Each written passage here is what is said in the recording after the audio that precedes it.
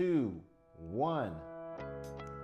Welcome back to another episode of Coffee with Kenya. I am your host, Kenya. I believe everyone has a story, and I am here to help share them. We're talking real life, real laughs, and maybe even a few real tears. I'm really excited today because I have my amazing husband, John Hughes. We have been married for 21 years. I'm so glad you didn't put me on the spot. Were you afraid I was going to put you on the spot? Because I would have forgot instantly. Just How that many fast. years would you have said? Probably 20. 20? Yeah, I would have said 20. I need my plus one. Plus 1, okay. Yes, 21 years we've been married. And John has a story, and so people know one side of John, but they don't know all of his story. And some people have asked, Kenya, when are you going to interview John? Today is the day. And I'm really excited, hon, that you're here. Oh boy. Don't be oh boy. Don't say oh boy. Okay. It's good. Okay. So, of course, I have to go through. What's your favorite coffee? It all depends. Right now is the, what is it? Something 7. The Not rice. Well, I like Doe's coffee right now. It's a mushroom coffee. It's really good. Oh, you're talking about 7 Brew. Yeah, and then That's a new one that you like. So typically during the course of the day, I like to drink a mushroom coffee. It's more beneficial for me. And then a creamer with very low sugar content. Right. That I use that on a regular basis. Okay. And then every once in a while I'll cheat. Tell me about the mushroom coffee. Mushroom coffee is very beneficial to the human body. It has adaptogens, it has collagen. In this particular coffee that I drink, which is Doe's coffee. Oh, okay. Yeah, I tried the mushroom coffee. She doesn't like it. That's a nah for me. Yeah. It's not for everybody. It's not, but it is good, and I heard it helps with bloat and all the things. So, yes. So that is good. Well, John, ma'am, we're going to get right into your story. I guess. You guess? I guess. How would you describe the journey that has shaped you into the person that you are today? Quite honestly, to be honest with you, heartache and pain. Okay. As a husband, we have been through, and you, my lovely wife, we've been through a lot. We have. But I would call it heartache and pain and the victory of perseverance. And we have definitely persevered. Absolutely. So you're talking about our marriage, okay, so back to your childhood, because a lot of people know you in your adult, like as an adult, as a grown man, is this John Hughes? But I really feel like a lot of your childhood made you the person that you are today. So what moment from your childhood do you feel like you made a shift to become this person that you are today? It was probably the interaction that I had with my father, me and my brother with my father, watching the interaction with my dad and my mother. I'm a child of traumatic childhood. Mm-hmm. The experiences that you typically would see in many households that causes anyone to go in one direction, whether it be good or bad. Right. So I think that your story is unique.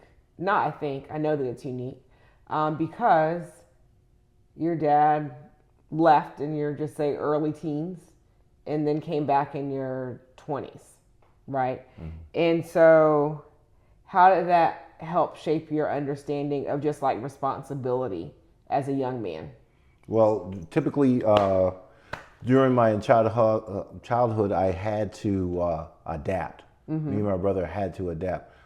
We saw things that a child should never see. Mm-hmm. Relationships, whether they're good or bad, are based on love, mm-hmm. respect, and cooperation. Mm-hmm. If those factors don't exist in a relationship, or a marriage, you really don't have a marriage. You really don't have a relationship. You have aspects of time where you have coexistence and tolerance. So, well, we won't even talk. We're gonna go back to coexistence. Okay, when we talk about marriage, because I do believe that there are a lot of marriages where people do just coexist, and it's a great cause for divorce and separation, and so I do want to talk about that. But I do want to talk a little bit. We talked about that, but so you're 21, 22, your mom's diagnosed with cancer. Mm-hmm. Your dad comes back. Mm-hmm. How do you and your brother rebuild that relationship? Well, you're talking about two different events in a space of time. Okay. My mom was diagnosed with breast cancer. It was a little bit earlier than age 21. Okay. She had gotten diagnosed with a very aggressive form of breast cancer, and the diagnosis or the treatment therein was a very aggressive form, which is removal of her upper extremities or breasts. Thank God we had the tight-knit family that we have. Right. My aunts Mamie and Muchi and her children were and still are incredible. They are the foundation of what love is. My mom is the essence of perseverance, integrity, and grace under fire. She was able to survive that and flourish from those events. Yes, she's amazing. Your mom, I love me some Martha Hughes. My mom is quite interesting, being 6'1" or 6 foot. Yeah. And it's hard for a young man growing up to not be intimidated by a woman like that. Yeah. Okay. So we talked that's the chapter. Your dad comes back. So tell me a little bit about rebuilding that relationship and forgiveness for the gap that you all had, that you and your brother had. Well, your family. We really, me and my brother really had a strong urge to reconnect with him. We found out where he was at, and we spoke to our mom about reconnecting with him and would she accept him to come back. And she said yes, and we started that process. Respectfully, that wasn't the best situation for my dad at that particular time. Right. But he was also willing to come back home. It was difficult for him to be a father with authority and get the respect that a typical father would get at that particular point in our lives, because we became men on our own with the primary influence of a woman. So we have always been strong men, but it had to have been a period of time where he had to earn our respect and vice versa. So it's interesting you said that you became. So do you think that, and this is not just you, I'm just asking this question just as in general, just do you think that you would have been a different man? I wouldn't have been a different man. I would have had a better foundation of what it is to be a man from a man's perspective. A lot of women today, especially the African American diaspora, has to take the role of the mother and father, because African American men in those particular scenarios just simply don't step up. Unfortunately, we have that repeated in our diaspora more frequently than not. Now, don't get me wrong, there's a lot of positive, men, from my perspective, and I can only speak from my perspective being black, that are doing what they're supposed to do. Yeah. In our community alone, right, we have men that are doing what they're supposed to do. Right. And I say that because doing what you're supposed to do, you don't get no pat on the back for that. That's your job. That's so true. Yeah. It's so true. I think that a lot of times, but I still think that a lot of times men don't get credit for the work that they do and the investments that they put in to their families and into relationships. So I think that as a society, we have women have just taken on this role that we can just do it all. I mean, today so I sent John a text. I sent John a text. Was it yesterday? Yeah. I think I forwarded it that my friend sent me that said, if you ask a man to do something and he doesn't do it in 2.5 seconds, and then like the woman goes on and does it. And so today you said, Kenya, did you go in the attic? And I said, yeah. Well, it's taking too long. First of all, when you're married to an A personality woman, an alpha female, it is very, for lack of a better word, distressful when she decides not to wait on you, but to do it herself. I just don't want you to get hurt because you just want to leap out there and do something that you may or may not be properly suited for that particular task. I mean, I just needed we go back to the auger back during your 50th birthday party. We're not going to talk about the auger right now. We still got the tear. Lane Boots has been walking to the beat of their own drum since 2007. Born from a frustration with the lack of quality, comfort, and style in the boot world, they set out to create something better. Boots that aren't just worn, but also loved. Check them out at www.laneboots.com and make sure you use my discount code LANE, LANEX, Kenya 20 to receive 20% off of your next pair of Lane boots. Yourself. I just don't want you to get hurt because you just want to leap out there and do something that you may or may not be properly suited for that particular task. I mean, I just needed we go back to the auger back during your 50th birthday party. We're not going to talk about the auger right now. We still got the tear up pants to prove it. We do still have the tear up pants to prove it. Okay, so all right, we're getting back to your story. We're not talking about me. Okay. Somehow we've gotten on me. We're getting back to you. All right, so we talked about my amazing brother-in-law, Jonathan. Mm-hmm. And so, let's talk about your John and Jonathan before we even talk about Jonathan. So people always say, so John had a brother named Jonathan? And I'm like, yes, he did. But John was a surprise. Yeah, supposedly. But to tell the real story. If this is the way the story goes, my mom did not know that she was pregnant with twins. Right. My brother was like this, and I was over the top of him like that. And when they realized that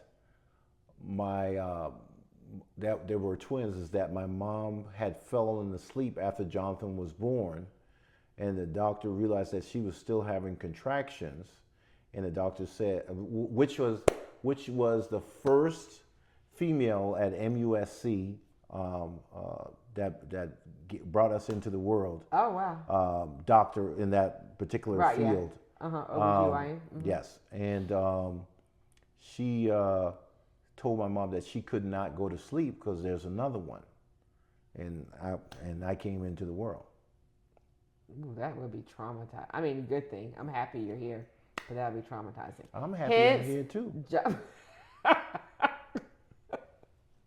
Hence, John and Jonathan. Yes, sir. Yes, ma'am. Yes, there you go. All right, so tell us, so we lost Jonathan in 2018. Yep. To ALS. How did that reshape your faith in your identity, losing your twin brother? Well, she probably brought this tissue in there trying to anticipate whether or not I would get upset or something like that. But I'm gonna get through it.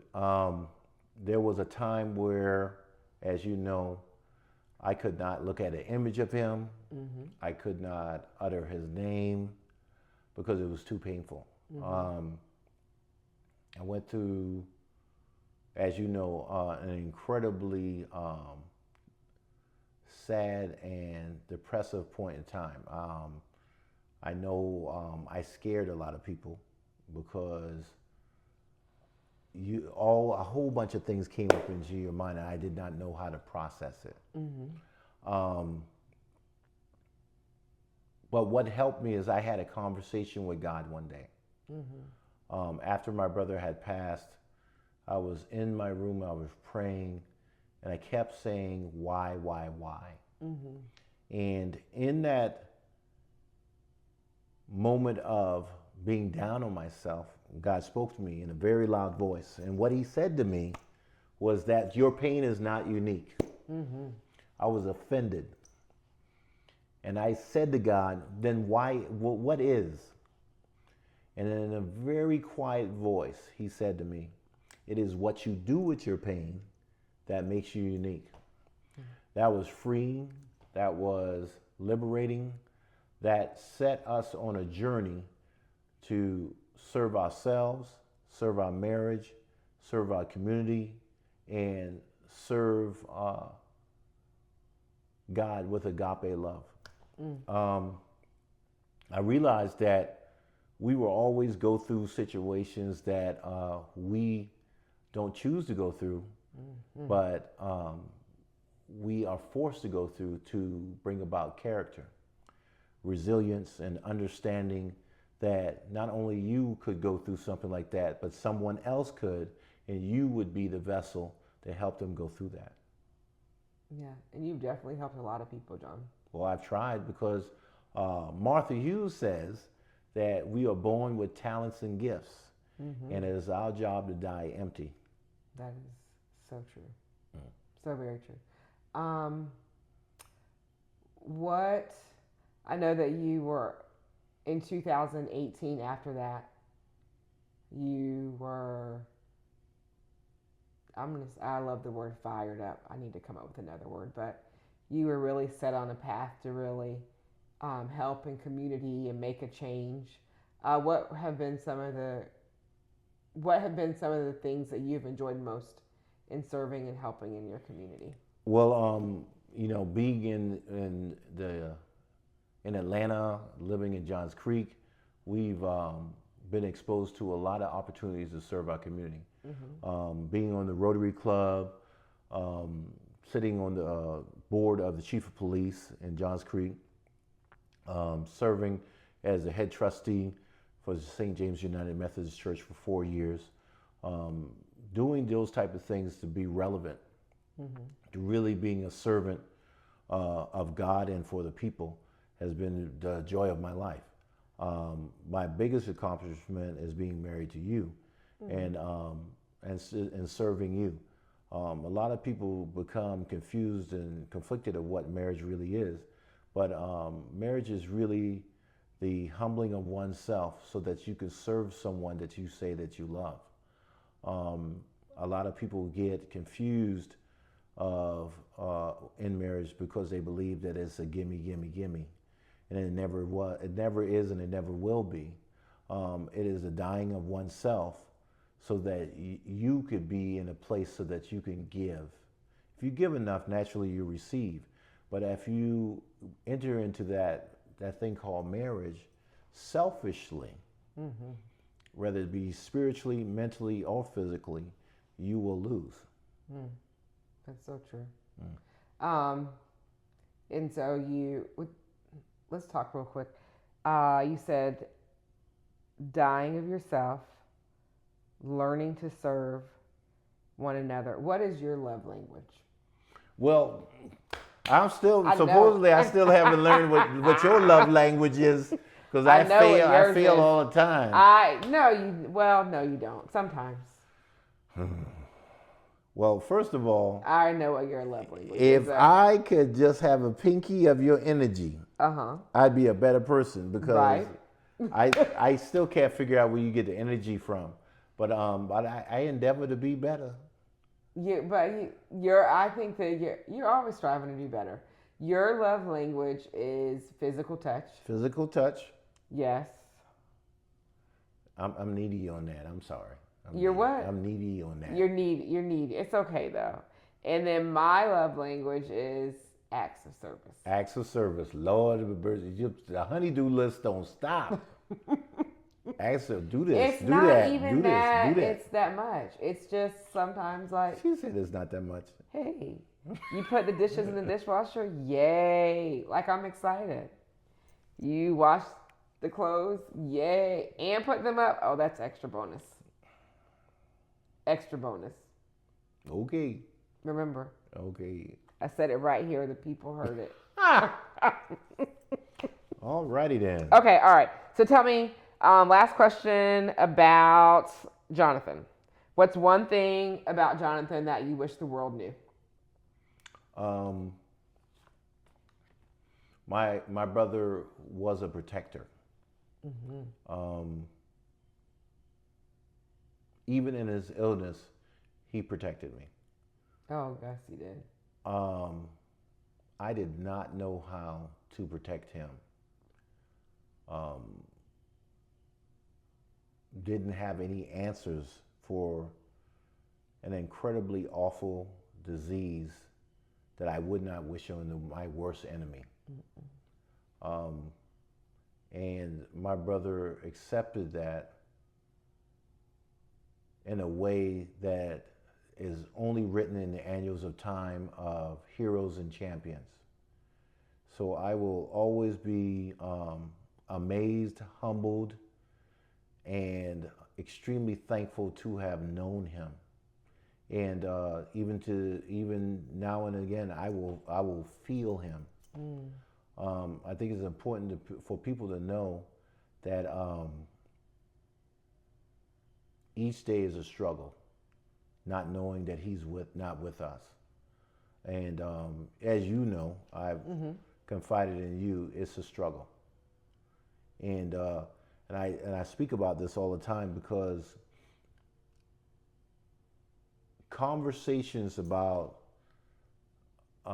mental illness, mental instability, mental struggles, that's something that we don't talk about in the African American diaspora. Going to a psychiatrist, going to therapists, things like that, you just don't see it because the conversation is that not that it's really taboo.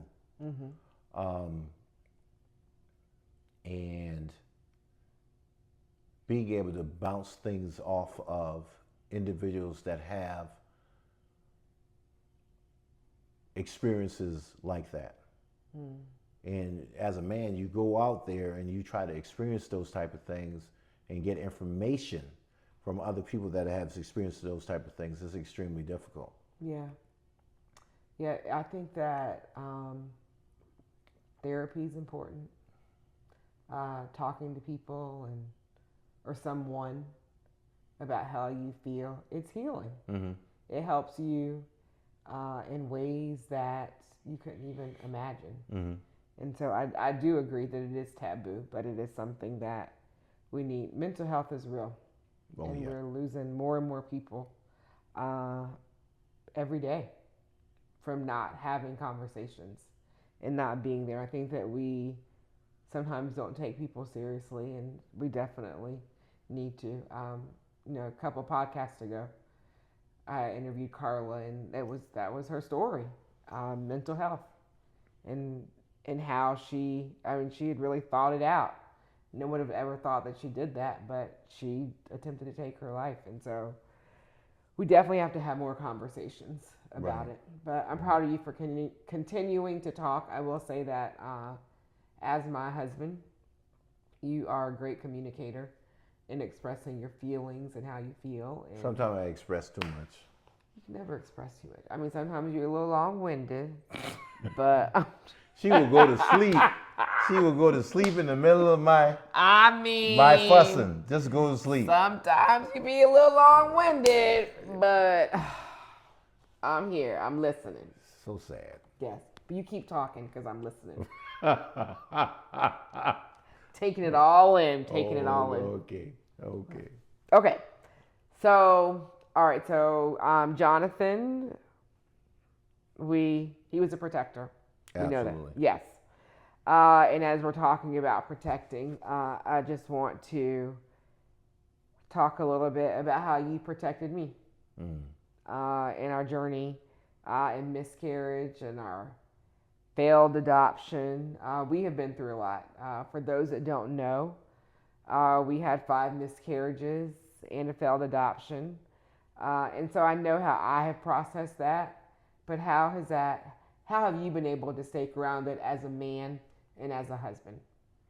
Well, to be quite honest with you, when you deal with a miscarriage for the first time, as a man, you're confused. You see your wife going through a process that you really don't know anything about. And you don't know how to administer help. This is one of those things that being able to screw, tap, nail, hammer, align, board up, saw, tear down does not apply. Your presence of self is mandatory, but the emotional aspect, the emotional fallout in that process is something that hits you that you're completely blinded to. You really don't know how to deal with it. The only thing that you can rely on is your faith in God and the reason why you two came together, which was love. Yeah. If you have to hold on to that. Yeah. Because when we had our first miscarriage, I really didn't know how to help you. Yeah. And I still apologize for that in my mind every time I think about it.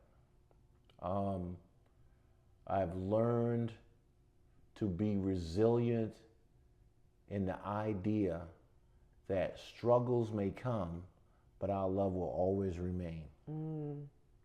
And that what got me through number 1 all the way to number 5. Now, me observing you as much as I do, and you know I'm real particular about that. Yeah. I saw your struggles, going to church and praying and hoping. We go into events, we go into situations where people have their kids with them, and looking at your reaction and trying to insulate you from those situations, trying to insulate myself from people asking questions. Why don't you have kids? Yeah. How many kids do you have? Yeah. And, you know, some people are really kind at that and say, there's still always time. Or there's some people will look at you as though you're the oddity. And staying steadfast in the fact that there's nothing wrong with you. And there never was. I have always put my family first and myself second, because at the end of the day, I'm a man, I'm supposed to go out on my shield. And if I go out of my shield, therefore I'm satisfied. One of the things that I'm proud of saying to you was, and I share this because it was one of those moments in time where desperation was your life, that you were so harmed by those events that you couldn't see any other thing. But I remember what I said to you, which was, a child does not define you. It complements the love that we've already created. And I wanted you to stand on that, and we stand on that. Yeah. Sometimes God will simply say no, and that's okay. Because one door says stops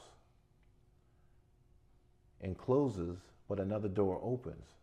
We got so many grandkids, so God kids, and we got so many. You got a niece that you love to death. You know, we traveled to Africa several times a year. It was my first time going with you to Eswatini and to see all them kids there. Me breaking the rules there because I wasn't supposed to cry, but I was the big man in the corner, just crying out my tears because this little girl put her hand in my hand. I didn't even know her, and just said hi. And that's 18 hours away on the other side of the world, and I was able to be an impact on a little tiny little girl. And those are the things that I smile about, because I know that God, even though God said no to us personally, He actually said yes to our entire future and the work that we had to do. So, you know,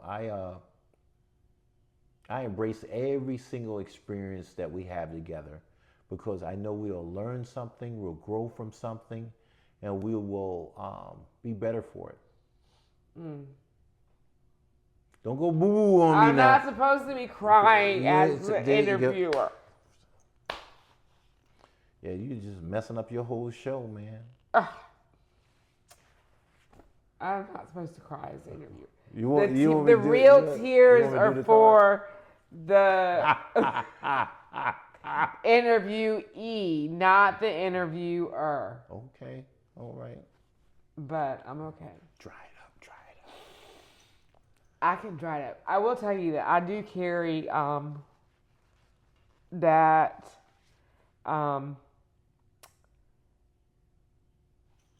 we are already a family. Absolutely. That is, I think, what has carried me through. I haven't cried about our miscarriages in a long time. Mm-hmm. But that is what's carried me through all of these years, is when you told me that. It was so freeing. And that's why I love you. You know I love you too. So I love you, John Hughes. We didn't love each other this morning with that doggone washing machine, though. No, we didn't love each other this morning. But it's okay. But I love you again now. But I didn't love you. I mean, I loved you this morning. I just didn't like you this morning. Oh. Is it bad if you don't like, what is it? You can like somebody but not love them? I asked my mom, who's 77 years old, one day. I said, "Hey, Mom, do you love me?" She said, "Sometimes." And okay, all right. I was shocked. Okay. I was completely shocked. Okay, all right. Now I gotta take my glasses off. Okay, I got it. All right, I'm back together. Okay. No, I didn't like you this morning, but it's okay. The washing machine is working, so we're good. Okay. What has our marriage taught you about partnership and growth? If you're serious about marriage, mm-hmm. Please cut ego out. I'm still working on that. Ego in a marriage is the devil. Mm-hmm. And you should fight it and pray over it and rebuke it every chance you get. Yep. Ego leaves no room for compromise, love, respect, and admiration. Mm-hmm. It is the hindrance. It is the negative sign to everything that you endeavor to do, which is to stay married and stay in love. Mm. Somebody said ego means edging God out. Absolutely. And you said when the ego, what'd you say, the ego? You let ego in? The devil does what? What did you say? If you let ego in, you leave room for the devil. That's it. You're edging God out. And you're edging God out. Yes. What I've profoundly found in marriage is that you have to present the opportunity for compromise, love, and respect. Compromise. You guys will not agree on everything. You will agree on some things. But if you don't have the spirit of compromise, you won't agree on nothing. That's true. And the same excitement that you had in year one, you need to keep that energy in year 21. Yes. Because love wanes. Because if you're not actively involved in that process, recreating that same love from day one to forever, you're going to be in trouble. And like my mom always say, keep an eye on your pie. Oh, Lord. My mom used to drill that in our head.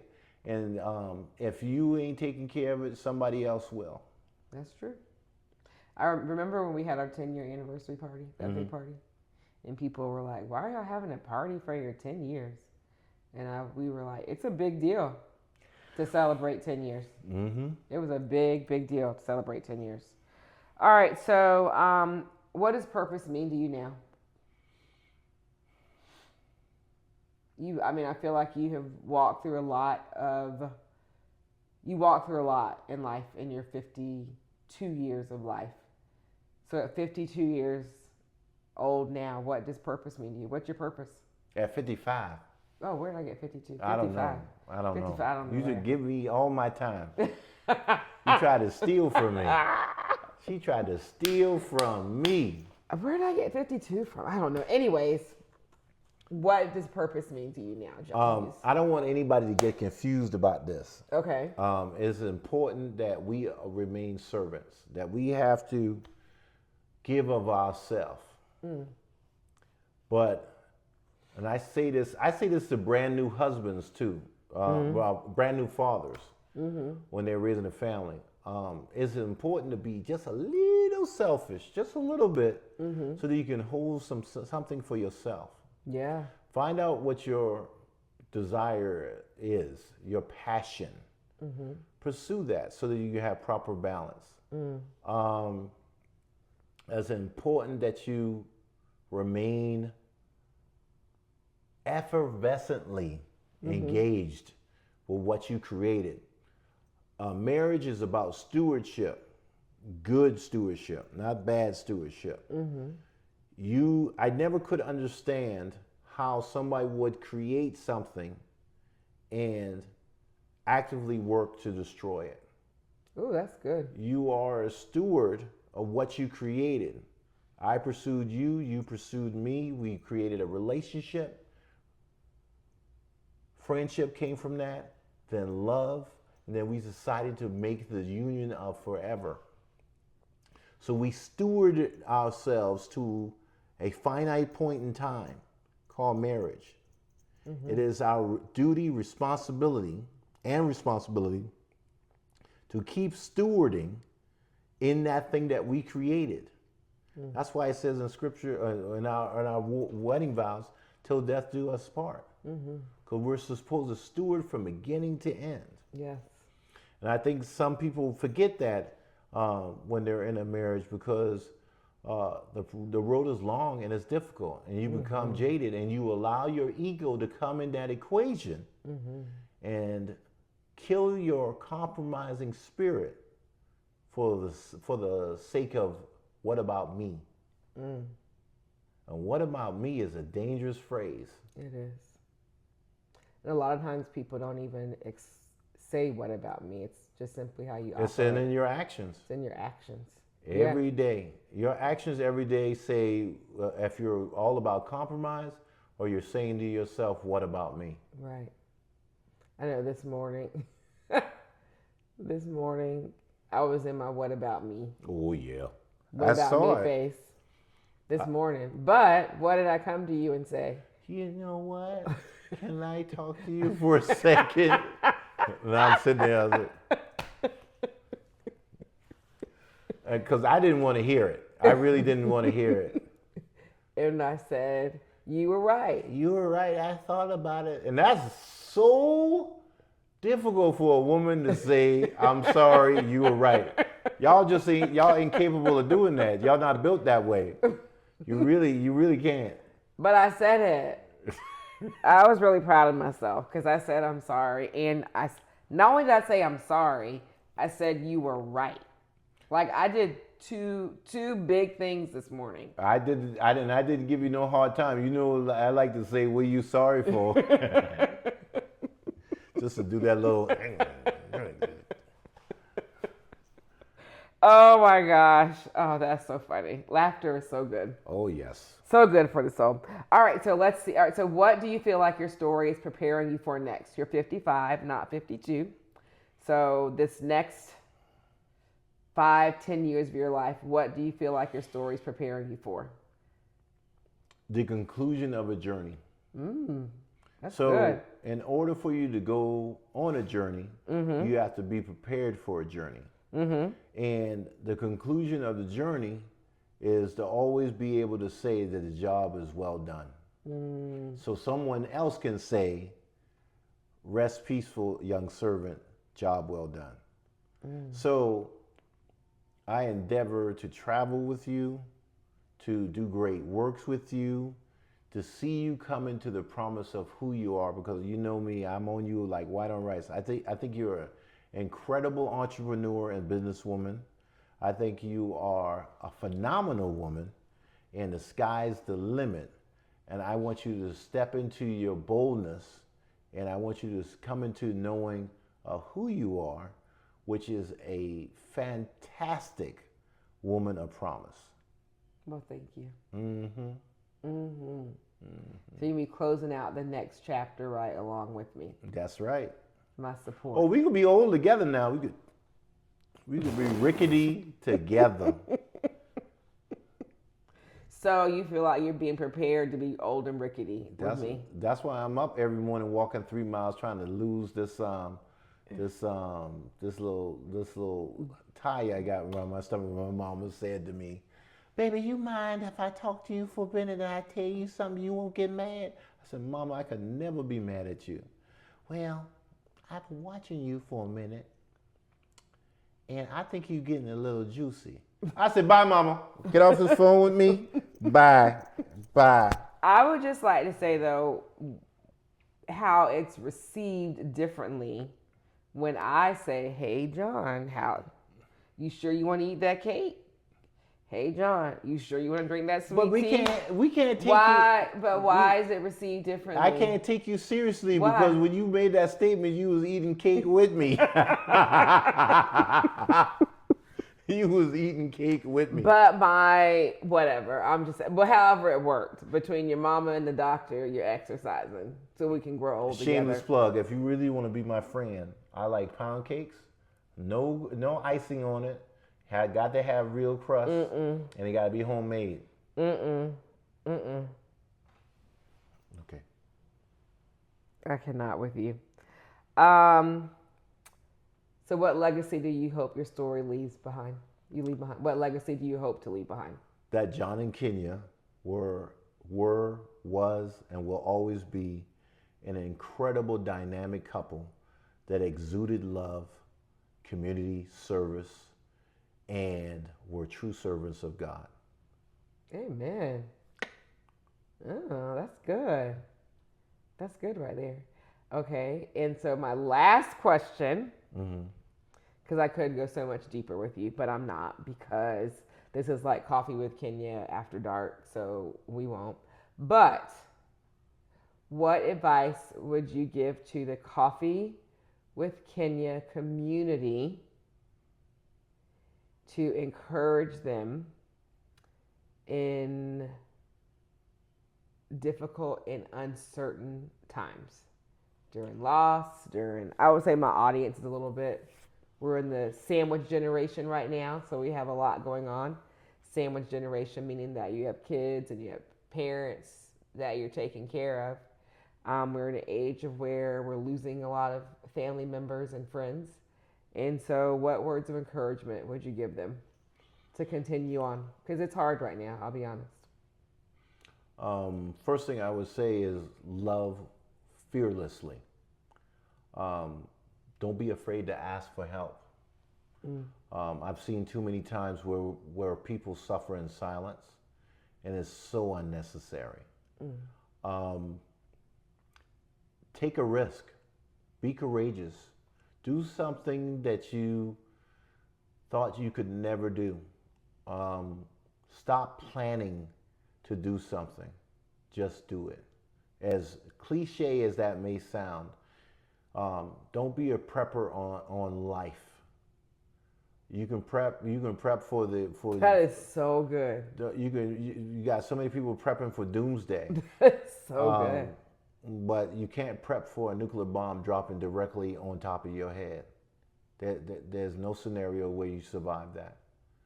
So until we blow up, we're gonna come up. Stop prepping for life. Stop prepping for life. Just do it. None of us are promised tomorrow. So I would encourage everyone to live your best life, live fearlessly, and die empty. Don't take any of your talents to the grave. I walk out my door every single morning. I could look to the left and I look to the right. I don't think about harming anyone. I think about how I can help someone. That's true. You do. Always be a light. Yeah. It is so much darkness in the world. Always be that light. You do have a very servant heart. Yes. Well, thank you, John Hughes. Well, thank you, my Miss husband, my boo, my bestie, all the things. And thank you, my little tenderoni. Oh, my goodness. Okay, guys, if you all have enjoyed listening to John Hughes, not even all of his story, just some touches of his story, really more words of encouragement and wisdom. I just love sitting down and talking to him. Some of my favorite times are in the morning when we just sit at the dining room table, listen to worship music, read our Bibles, and just have conversation. But if you've enjoyed this, I need you all to do 3 things, and you already know what that is. That is CLS. That's comment, like, and subscribe. Once again, it's CLS. Comment, like, and subscribe. And we hope to see you again next week. Bye.